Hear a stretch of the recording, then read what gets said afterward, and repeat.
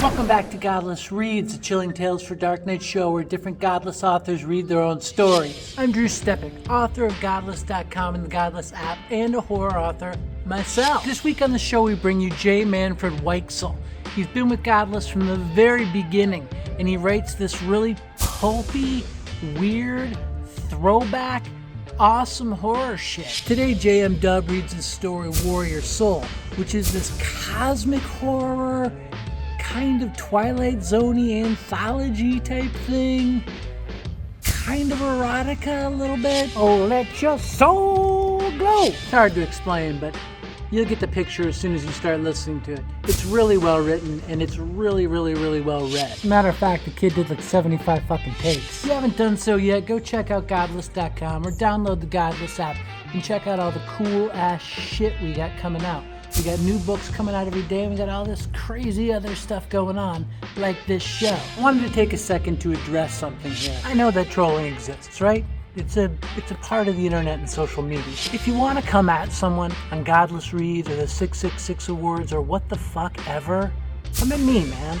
Don't fuck with my fucking authors, and don't fuck with my co-hosts, you know? I mean, it takes a lot to get them to come do this for me, and it's really appreciated. Let your soul glow! I've given you license to fucking tool on me all you want, but don't fuck off and be a prick for no fucking reason other than to hear yourself fucking think out loud. So if you think you can do this better than me, then fucking do it better than me. And if you think you're the best writer in the world, quit talking about growing fucking weed on YouTube and get writing. Alright, I'm done being a fucking baby. Kick back. Grab your drug of choice and let J. Manfred Weichsel show you his warrior soul.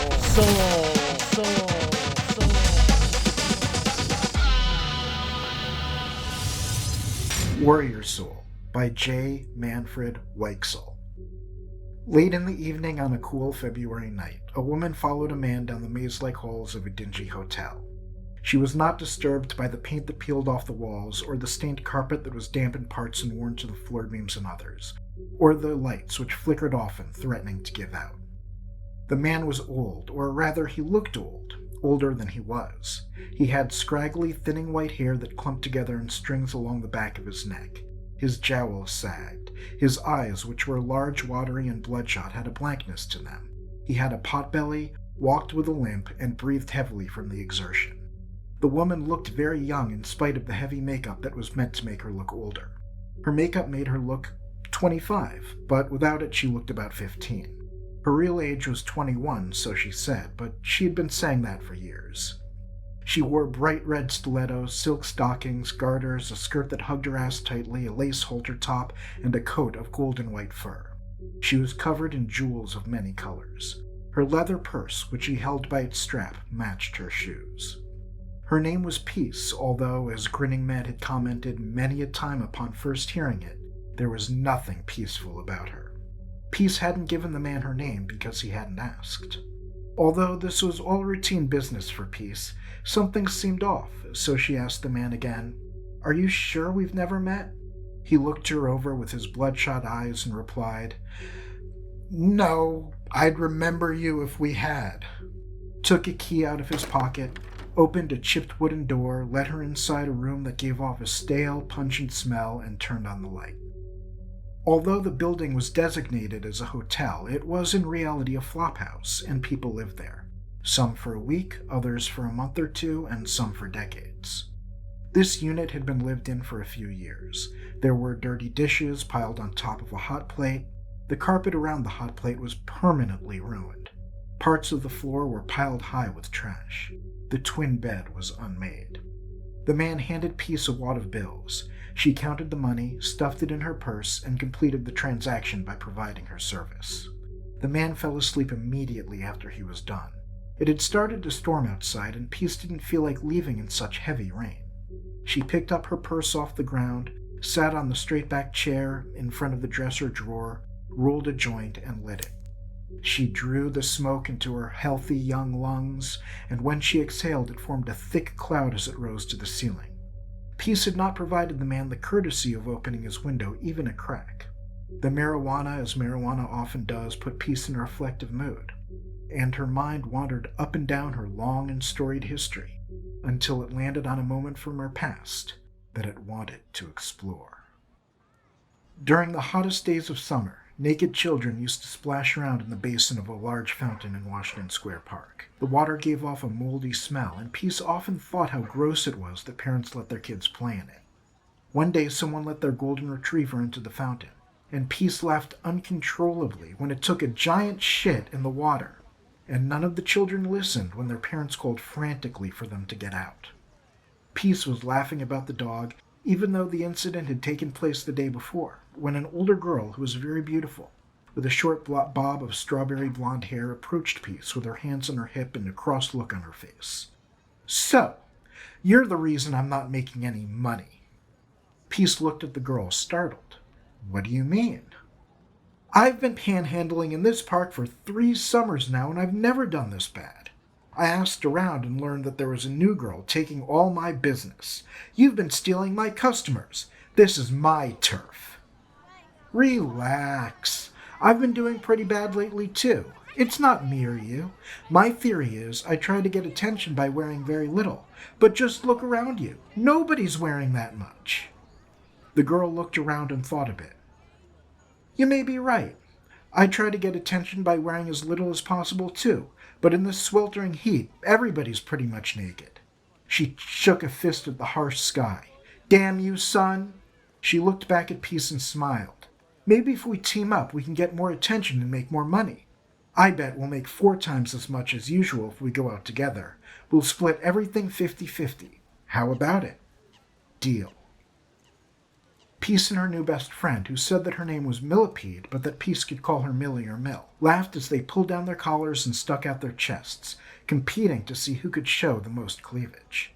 "The more cleavage you show off, the more money they give you," Mill said. "I know," Peace replied. "The only thing is, my boobs aren't as big as yours." "How old are you?" 21. Mill laughed.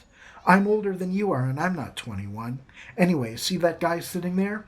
Sitting alone reading a book? Let's go." Peace and her new best friend skipped over to the man Mill had pointed out, stopped abruptly in front of him, held hands with one another, and simultaneously said, "Hi!" drawing out the monosyllabic greeting with an up-pitched growl. The man placed his book on his lap, looked up at the 2 girls, and the first thing that caught his eyes was their cleavage. His eyebrows raised an inch. The 2 girls made eye contact and giggled. Hello?" The man seemed nervous and unsure. "We were wondering what you were reading," Mill said. He looked down at his book. "This? Just an old book. Real old." "Is it romantic?" Mill asked. "Yes, it's romantic." "Is it sexual?" Peace asked. The man hesitated before answering. "Yes, it's sexual." The 2 girls made eye contact and giggled. The 3 talked for a while, and then Mill said, "We're hungry, and we were wondering if you could give us some money for a bite to eat." The man wavered for a bit, and then after some coaxing from both girls, who blew into his ears when they talked to him and ran their hands through his curly hair, pulled out his wallet.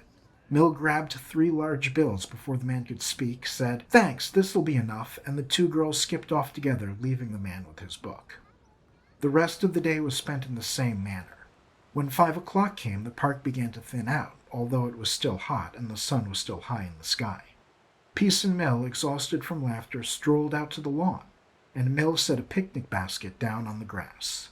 Peace and Mill counted their money and split it evenly as they shared a joint. Peace was giddily telling Mill about all the nice things she'd be able to buy when a man came walking towards them across the grass. He was a tall man, muscular and young. He was dressed all in black and looked too upscale for the park. He walked with a confidence that the girls had not seen from any other man all day. Both girls watched him intently with a mixture of suspicion and interest. When he was within earshot, he opened a firm mouth set squarely in a finely chiseled face and said, "What, are you girls having a picnic?" The 2 girls made eye contact and giggled, but there was a bit more nervousness to their laughter this time, and much less confidence. Mill hardened her gaze and looked up at the man. "What do you want?" The man smiled in reply. "I am a photographer," "May I sit down?" The man sat without waiting for a reply, and took his camera off from around his neck. Peace's eyes widened when she saw it. The man could have pointed it at the Manhattan skyline from across the Hudson and gotten a clear picture of a woman changing through her bedroom window. A camera like that was very expensive. "I noticed you two earlier this afternoon, and I've been watching you all day," the man said. "What do you want?" Mill asked again, with more hardness in her voice than before. In answer, the man silently turned his camera around, showed them the display, and scrolled through photographs of the two girls as they approached different men and left with their pockets a bit more stuffed with money. The girls looked at the pictures with horror and fascination. There was something almost supernaturally beautiful about the pictures, and the girls were unable to look away. Although the girls were simply going about their activities, and although the pictures were taken by a photographer who was ostensibly taking pains to conceal his presence, there was something about them, something amazing. Peace whispered, "That's messed up." The man innocently raised an eyebrow. "You don't like them? I could delete them." He reached a finger to the controls. Peace and Mill, loving their own images, panicked at the thought of their images being destroyed and shouted, "No!" The man smiled and pulled his finger back. "These pictures are nothing. Mere test shots, and they are so good you can't bear to part with them. But I have a studio, and if you let me photograph you both there, I could make you look more fabulous than you ever imagined." Mill asked with a quivering voice, "How much will you pay us?" The photographer named a very large number, and Peace and Mill followed the mysterious and handsome man to a large and expensive-looking brownstone. Inside, they followed him down a long, wide hall with marble floors lit by golden chandeliers. At the end of the hall was a curtained-off doorway. They went through it and stepped into a photographer's studio with lights, camera equipment, and a large space to take pictures. "Come," the man said, "I want to show you something first." He led them through the studio to an open door at the back and turned on the lights so the three looked into a small gallery. The walls inside were lined with black and white photographs of women? Peace couldn't tell. Although she was looking right at the pictures, she could not see them. It was as if her mind refused to register what her eyes showed her, no matter how hard she looked. There was something alluring about the pictures, but something that repulsed Peace as well. She was both fascinated and disgusted by them. Most girls experience such contradictory emotions upon seeing porn for the first time, but not Peace. When an older boy first showed her porn, she dug it right away. Now she felt that which most experience as children, except exponentially greater in its intensity. Peace looked around at the pictures, disoriented, having been thrown completely off balance by the breathtakingly beautiful images that she could look at but not see. "What are they?" Peace asked breathlessly. "They are photographs of models' souls." "Photographs of models' souls," Mill repeated in a daze. She had been as affected by the pictures as Peace. "Yes, I photograph the flesh, but the true art is in the soul. So, what will it be? Would you like me to photograph your flesh or your souls?" Peace and Mill hesitated, not breathing, their hearts beating rapidly. They made frightened eye contact and then looked back at the man resolutely. "We do not want you to photograph our souls," Peace said. The man let out a good-natured laugh. "The flesh it is, then. Come on." He shut the door to the gallery and had the girls stand in front of the curtain in his studio. The photographer snapped a few pictures.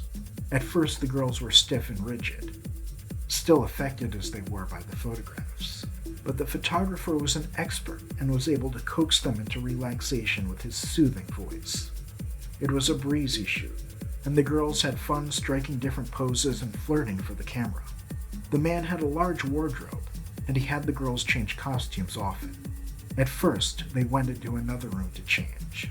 Once they'd grown more comfortable, they changed behind the curtain, and finally, they just threw off whatever they were wearing the moment the man brought out a new change and tried it on, unconcerned that he could see them. Gradually, the wardrobe options became more and more skimpy, until eventually both girls were nude. The man snapped at the shutter of his camera rapidly, taking pictures of the girls covering themselves modestly and immodestly letting it all hang out. He took pictures of them from the front and the back, from above them looking down and below them looking up. He took pictures of them dancing around and acting silly, and lounging about acting sultry. All the while he gave them instructions, and they followed his instructions without hesitation, no matter what he asked them to do, and no matter what he asked them to show. The photographer indicated that he was finished, and the girls, exhausted, fell back laughing into the divan that was off to the side of the studio. They were so comfortable with the man at this point that they didn't bother to dress. The photographer sat down next to them and showed them shots as he scrolled through his work. They looked at the viewfinder, fascinated by their own images. "So," the photographer said, "now that you two are a little more comfortable, how about you let me photograph your souls?" The two girls immediately stiffened. The man laughed. "Imagine your souls as works of art hanging on a wall for anyone who passes by to see." The two girls made hesitant eye contact, but neither spoke. A photograph of the flesh can be copied into infinity, but when you photograph a soul, there can be only one copy, and a soul can be photographed only once. So when getting your soul photographed, it is important to choose a photographer who is also a great artist, and you are unlikely to meet another photographer of my caliber ever again. Both girls realized they had lost. They were too curious. The pictures the photographer had taken already were too beautiful. Neither could resist. "The process does take a long time. Do you have anywhere you need to be?" "No," answered Peace. "Me neither," said Mill. "You both don't have boyfriends waiting for you at home?" Both girls answered with an emphatic "No!" "Then get back in front of the curtain. There is no need to dress. Clothing only serves to obscure the soul." The two girls dutifully complied as the photographer removed the lens from his camera, took another one from his drawer, and screwed it in place. The lens had 3 separate layers of glass, held in place by clamps. The glass was like crystal, and the light that refracted through it came out the other end in a rainbow pattern that danced all about the photographer's face as he looked through the viewfinder, carefully focusing his instrument on the two girls. The man commented with solemn seriousness, "You say that your name is Peace, but I am looking at an in-focus image of your soul, and there's nothing peaceful about it. This is very interesting. I have never seen one before, but I think you have a warrior soul. There is a restless anger inside of you. This restlessness will always be present no matter where you go or what you do. It is why you so often take rash actions, heedless of the consequences. Your soul is beautiful, but not peaceful." Peace felt a thrill at having her soul looked at in such intimate detail. For the first and only time in her life, her body shuddered in its nudity. She covered herself with her arms and hands, and then let her arms and hands fall to her sides again. Peace was driven mainly by a frustrated desire to feel something. And now, in one of those rare moments when this desire was being realized, she was going to experience it in its fullness, shame be damned. The man continued to look into his viewfinder. "Mill, you have a sensitive soul, but sensitivity is a delicate thing, and the circumstances of your life, which have been harder than you let on, have hammered the sensitivity out of you. This is why you so often use humor as a defense mechanism, to protect your soft, delicate core. Neither of you will recognize yourselves in the pictures of your souls, because your souls are so much different than you are." The photographer continued to carefully focus his instruments, and the girls felt an electric tingle deep within themselves as the strange lens probed their innermost beings. The electric tingle grew hotter the longer the photographer worked, but it was a pleasant sort of heat, almost but not quite orgasmic. Finally, the photographer told the two girls to be especially still, to not even breathe, and pressed the button on his camera. There was a bright flash of light, brighter than anything the two girls had ever seen. Peace waited a moment for the light of the flash to dissipate and the spots to appear in front of her eyes, but this didn't happen. The light of the flash remained. It was a strange kind of light. It was white, but instead of containing all colors, as white light normally does, it seemed to contain no colors. It was a pure white, a solid white. Peace looked around for her friend, but she was nowhere to be seen. All Peace could see was uniform whiteness, which was made up of no colors, like black. Peace reached out her arms gropingly towards where Millie should have been. She couldn't see her arms or hands in front of her. The whiteness, which had the characteristics of darkness, was so bright, or so dark perhaps, that it made invisible everything about her, including herself. A hand grasped Peace's arm in the whiteness that had the qualities of darkness. Peace's body jolted, then relaxed. Mill's voice called out hoarsely, "Peace! What the hell is going on?" "I don't know." Peace moved her legs. She realized that there was no ground beneath her. "It's as if we're floating in a vacuum." "No, not a vacuum, because we are breathing." "Are you breathing?" "I'm not." Peace paused. She realized that she was not, in fact, breathing. She could talk, but it was as if her lungs were always full of air. Startled, she exhaled, but no matter how much she exhaled, her lungs were always full. The two nude girls could each feel the other's warm body pressing against her own, but the whiteness, which was darkness, was so complete that they could not see each other or themselves. Mill's wet tears landed on Peace's shoulder. "I'm scared, Peace." Peace combed a hand comfortingly through Mill's hair. "Don't be." The two girls remained as they were, clinging to each other in a void of white, in a vacuum that didn't rip them apart, not breathing, not sleeping, not needing to eat. They had no way of knowing how long they remained clinging to one another, there being no sun, no night, no day. They didn't get tired. They didn't get hungry. They had no way of knowing if they were stationary or in motion.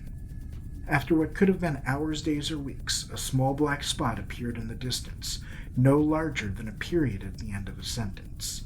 Mill was the first to notice it. "Look, Peace, what's that?" "I don't know. It's like darkness. But look at the way it flickers. It's like a star." There is a whisper deep within every one of us. This whisper is a tangible thing and is housed in a room inside a room inside a room. We rarely hear our own whispers except during moments of deep contemplation. The black star slowly grew larger as the girls drifted nearer to it, and as it did, the whispers within both girls grew louder. "Do you hear that?" Mill asked. "What do you hear?" asked Peace. "A soft voice coming from inside myself, like a murmuring brook." "I hear a loud voice coming from inside myself that roars like a lion." The star was black, but it gave off a full spectrum of colors, just like white light. It was a different spectrum, though, and it lit the girls in a range of dark colors that were completely alien to them. As they raced closer to it, the voices within the girls continued to grow louder. When the dark star was the size of a fist, the girls soared past the first set of heavenly bodies that circled around it, a belt of large dead asteroids. The asteroids, being lit by the dark star, were strange, murky colors. Mill shuddered and looked away. Peace glared at the asteroids with a simmering hatred like nothing she had ever experienced. As the two nude girls clinging to each other sped on, their inner voices grew to a state beyond that of sound, which caused the atoms that made up their bodies to vibrate, and they heard their voices no longer in their ears, but in the vibrations of their atoms. The girls hurtled on through white space, past planets that revolved around the star in swift clockwork-like precision, some of rock and some of gas, some dead and some raging with storms, volcanoes, and other geological activity, all lit up in evil, ghastly, otherworldly colors. The girls' inner voices were now cacophonous, and caused the particles that made up the atoms of their bodies to loosen from the electrical bonds that held them.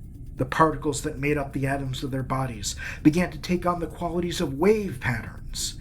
Peace felt an unbearable amount of piercing pleasure that had all the qualities of pain in every particle of her body, and her mind was consumed by the panic that always accompanies unbearable discomfort. When the black star was about the size of our sun, their course, which up until now had been a straight line, bent towards a large asteroid, hurtling through space. The surface of the side of the asteroid facing them was a smooth, perfectly round disk. A giant dome of steel bars crisscrossed its surface. Peace and Mill, their bodies fully transformed into the wave patterns of their formerly inner voices, fell at the speed of light towards the bars and passed through them. Peace and Mill slowed down, as if the force of gravity from the rock served to cushion them instead of pull them. As they drifted towards the smooth surface, their particles realigned into atoms, and their atoms gradually slowed their violent movements until both girls landed softly on the disk. Peace looked at Mill and saw matter and electrical energy behaving by a set of rules completely alien to anything she had ever known. It was beautiful. It was evocative, too, of a profound sadness, of delicacy, of sensitivity. Peace realized that she was looking not at her best friend Mill, but at Mill's soul. Mill recoiled from Peace in horror. Peace took a step forward and held out her hand. "What's wrong?" "Stay away from me," Mill cried. "It's me, Peace." "No, you are not Peace." "What do you see when you look at me?" "Savagery, violence, rage." "You are seeing my soul, and when I look at you, I see your soul as well." Mill calmed down and her crying softened. "What do you see when you look at me?" "Goodness." Dozens of figures approached from the distance. Like Peace and Mill, they were the souls of beautiful models that had been trapped by the photographer. The souls stopped a short distance from Peace and Mill, and 3 souls stepped forward. One's appearance evoked laughter from Peace and Mill, and Peace knew that she was a jester soul. The second's appearance evoked terrible misery from the 2 girls, and Peace knew that she was a sad soul. The third's appearance emanated serenity, and Peace knew that she was what is incorrectly called an old soul. It was the old soul who spoke. "Greetings. I'm sure you have a lot of questions." Peace growled back in response. She surprised herself with the intensity of her anger. She was her pure soul now, with none of the trappings that develop through experience in the material world. "Where are we?" "This is a prison in an alternate universe from our own, where the non-corporeal body resides inside the corporeal soul." "How do we get out?" Peace growled. "This is an artificial universe, and this solar system is the only thing in it. There is no way to escape." "We'll see about that." The jester soul let out a violent moan, which she tried to suppress. She bent over and moaned again, louder. Mill held Peace's arm, frightened. Peace growled, "What's wrong with her?" "A man is looking at her soul. The photographer who trapped all of us charges men to come into his studio and look at pictures of women's souls. The men get a great pleasure out of it. We, on the other hand, suffer the humiliation of not knowing who is pleasuring themselves with us." Peace was outraged upon hearing this. It was not the idea that men could look at her soul against her will that bothered her, but the idea that the photographer was profiting off of it and not sharing the money with her. That's bullshit. Mill released Peace's arm and doubled over. "Oh no," she cried. "Oh no! Oh no! Oh no!" The old soul said, "He must have a group of men over. He lets them take the pictures off the walls and bring them into private rooms spread out around his brownstone." Peace glared at the old soul. "How do you know this?" Because sometimes, if I concentrate very hard, I can see through my picture frame and look into the eyes of the man as he pleasures himself to my image. Peace felt warmth in her groin, a kind of pleasure that seemed to come from nowhere. She realized that her picture was being looked at. She doubled over, braced herself against the pleasure, and looked up at the old soul. "How do you look through the picture frame?"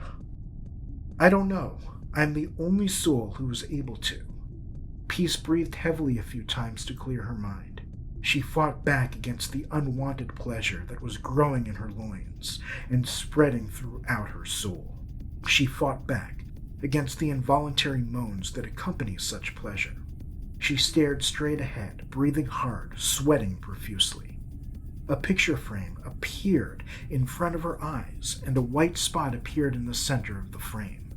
In the center of this white spot was a male face, twisted in ecstasy.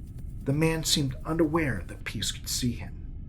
As a warrior soul, unencumbered by the trappings of civilization, Peace knew instinctively that if she just concentrated her will, she could climb through the picture frame back into her home universe. She reached out an arm and it touched a solid surface.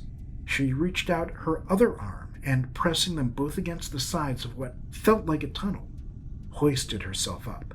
There was a terrible rumbling as she crawled into the invisible tunnel, and the world of the soul prison vanished. She heard an inner voice again, but this time, instead of her inner soul talking to her outer body, it was her inner body that was talking to her outer soul. She crawled on and found herself in nothingness. By groping around, she could feel that she was in a tunnel that curved upwards. But it was neither light nor dark inside the tunnel. She could feel that the tunnel had walls, but they were invisible, and there was nothing beyond. There wasn't even a void. It was just nothing. Just as before, the voice of her inner body took on a quality beyond that of sound, and as she crawled, it made the atoms of her soul move in waves. As before, this was accompanied by a terrible pleasure that had the qualities of pain. The difference was that this time, Peace was in control of her movements. She could have turned back and ended the insanity-inducing sensations. But with grim determination, Peace soldiered on. After crawling for what could have been hours, days, or weeks, Peace saw a white light in front of her. It grew as she crept towards it. She reached out a hand and grabbed the edge of the picture frame. With her last bit of strength, she pulled herself upwards, and her head burst through the glass of the frame, sending shards everywhere. The picture frame shook and rumbled as Peace pulled herself through it and climbed out onto the twin bed the picture was lying on. Peace was nude, and she was covered in cuts from the broken glass. She stumbled out of the bedroom in a daze, down a hall and into the studio, where the photographer had captured her soul. All the expensive equipment was gone. In the gallery, the pictures of women's souls had been removed. The photographer must have realized that Peace was escaping from the prison with plenty of time to make his exit. On the ground in the middle of the studio, a hand-printed pamphlet sat open, as if discarded in haste. Peace walked over to it, lowered her head, and read the open page. It said, "Your custom-built soul-catching lens comes with its own pocket universe, capable of holding 1 trillion exabytes, which should allow you to store up to 50 human souls. Warning! This device is not intended to store warrior souls." Peace finished her joint and put it out in an open beer can that happened to be on the dresser. The man was sleeping on the bed, snoring loudly. The storm outside was now just a light drizzle. Peace got up and looked around the room, opening closets and drawers and peering inside boxes and beneath piles of junk. She was motivated by boredom, but had she seen something she liked, she would have thought nothing of taking it. There was a wooden trunk in one corner of the room. She opened it, and inside were framed black and white photographs. They were the photographs of models' souls. Suddenly, Peace realized where she remembered the man from. He stopped snoring and jolted awake. Like many older, overweight men, he suffered from sleep apnea. She pointed an accusing finger at the man. "You!" He gave her an uncomprehending look. Peace returned it with a mocking stare. "Don't you recognize me? Or were you so busy looking at my soul that time that you never took a proper look at my face?" His eyes widened in horror. In a raspy whisper, he exclaimed, "Peace! The woman with the warrior soul!" "Yes, it's me. But you were a young man. How did you get so old? That was only a few years ago." "Looking at pictures of souls aged my body prematurely. Like all addictions, the soul depletes you. I knew what was happening to me, but I couldn't stop. I'm sure you understand why. You felt it too that first time, when you stepped into my gallery and saw the pictures hanging there. The naked soul possesses a certain power of attraction." I was disgusted that time. I was disgusted the first time that alien showed me a picture of a soul in that underground club. Disgusted, but enticed. You experienced something of the same, I imagine. I needed more. I needed to be as close to the soul as possible. So God help me. Before the alien left Earth, I talked him into selling me his infernal lens. And look at me now. Look at what all these naked souls have done to my body." As your body became degraded, so did your appetites. You are no longer interested in the soul. If you were, you wouldn't have paid me for my flesh. "That's right. I can no longer derive pleasure from a woman's soul. A weakening of the senses is the natural result of overuse. I only keep these pictures now for their sentimental value." "But why are you poor? Your pictures, surely you must be able to find men willing to pay to look at them." "Just as my body became what it is today, so did the bodies of my clients. And when they became unable to derive pleasure from the soul, I didn't have the heart to go out and find new ones. I guess you could say I developed a conscience." Like all women of her profession, Peace never went anywhere unarmed. She pulled from her garter a tiny .380 that was hidden there. The man didn't even make an attempt to dodge the bullet that tore a hole through his heart. He had given up on life long before. The man convulsed and died. Peace took the pictures and laid them all on the ground. These were beautiful souls like her own. They were her people and they were suffering. She knew that there was no returning to the material world for them. Peace put on her stilettos and one by one she broke the glass of the frames with her heel. Perhaps the souls within the frames would travel on to a better place. Or perhaps breaking the glass was a futile gesture.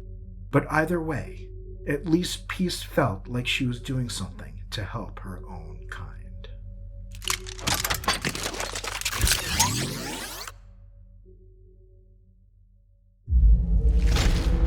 Chilling tales for dark nights.